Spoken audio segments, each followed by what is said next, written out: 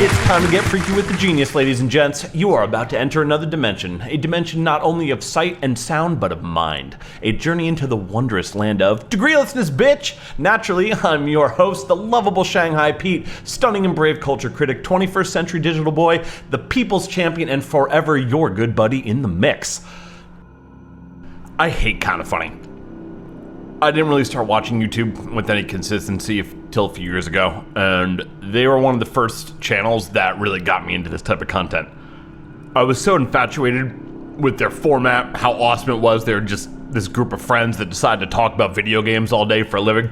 It was inspiring, entertaining, and I was really into it. But then they fired Colin Moriarty. Keep in mind, this was back before cancel culture was the juggernaut of social chaos that it is now.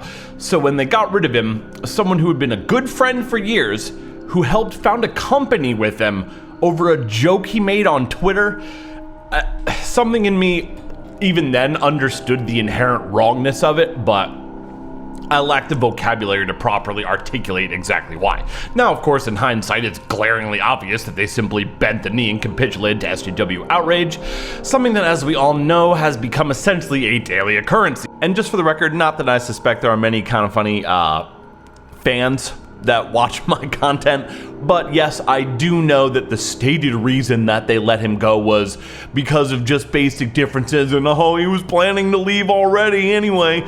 No one believes that. I don't believe it, and I refuse to accept their framing on it.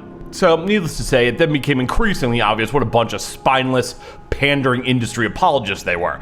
And now they look like a bunch of boomers pretending to be into something they no longer understand and displaying an absolutely staggering lack of self-awareness in the process. So, yeah, I hate them. I hate them for giving, of all people, Pete Hines a platform to broadcast his corporate bullshit completely unchallenged.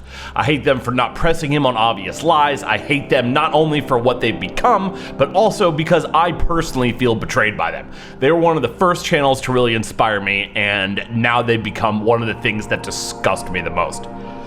So I guess that's really the impetus behind this whole video today. You know, I saw that there was a Pete Hines interview from Bethesda, and I was like, whatever. I'm sure he's just spewing the same corporate talking points that he always is. I'm not interested in this. I have no desire to check it out whatsoever. But then I noticed that the interview was with Greg Miller from Kinda Funny. That was simply too egregious for me to let slide without offering at least some pushback. So with that in mind, what we do have for you today is a cautionary tale. A word of warning on the level of casual, inhuman barbarism the games industry is capable of on a daily basis. Our most recent reminder comes to us courtesy of, Kinda Funny Games, and is, as much of their content tends to be, a casebook study in shilling, knee-bending, and dick-sucking for clicks and influence. The star of this fetishistic pornography is Kinda Funny's Greg My Moral Compass is for Sale Miller as the sub-bottom, and features, Bethesda's Pete Hines in the role of alpha top, a nauseatingly wealthy professional liar looking for your sympathy. This recent Kinda Funny interview is honestly harder to watch than like 2 hours of scat porn. Even calling it an interview is using corporate narrative framing. Only game industry elites would refer to this as an interview. The rest of us see it for what it obviously is, and if you don't, I'm here to tell you.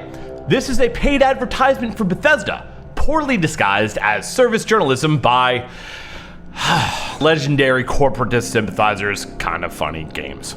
The revulsion I have for these pricks aside, their position at the top of many pre-approved access media lists means that occasionally industry elites will call in favors and use them to farm goodwill from their naive audience while pushing a victimhood narrative as an excuse for whatever recent atrocity they committed against their customers.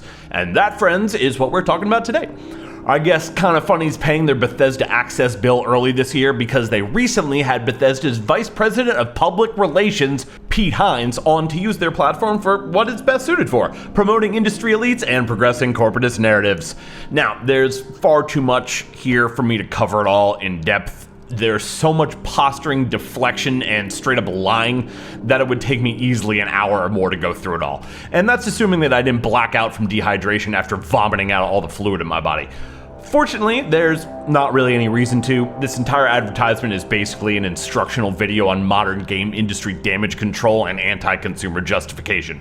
All the basic talking points are covered here. Criticism is harassment. It wasn't a quick and dirty cash grab. We were trying something new. People reporting on our games are only doing it for views. You've heard all this before, you'll hear it all again. Pete Hines doesn't look as though he's even trying to be convincing either. His appearance is more akin to a dead-eyed politician emptily reciting memorized talking points and stump speeches. And I promise you that he cares about the games that Bethesda makes about as much as your average politician cares about their constituents, which is to say, not at all, unless of course they can get more money out of you somehow. So no, we're not going to go over every single absurd thing he said and tear it all to pieces, because as fun as that would likely be, there's just not really any point to it. I think that would actually be doing a disservice to people. Taking this kind of thing at face value and assuming there was any modicum of sincerity attempted here would only be serving to continue legitimizing these types of paid advertising as genuine attempts to inform and communicate with fans, which they quite clearly are not. What I'm honestly curious about here is whether or not people like Pete Hines and Greg Miller have any remaining vestiges of self-respect or retain the ability to feel shame in any capacity. This entire display is such a mortifying spectacle of transparent theatrics and unabashed victim signaling. I don't know how these people are even able to get their dicks hard. Though I would imagine having a 6-figure income and not worrying about your lights getting shut off probably helps. Not that a filthy lower middle class scumbag like me who lives paycheck to paycheck would know anything about that. So perhaps I'm dealing with things out of my depth here. But that's a discussion for another time. Or maybe never. At any rate, I don't have too much more to say about this. I refuse to dignify this blatant Bethesda advertisement as anything other than the industry propaganda that it is.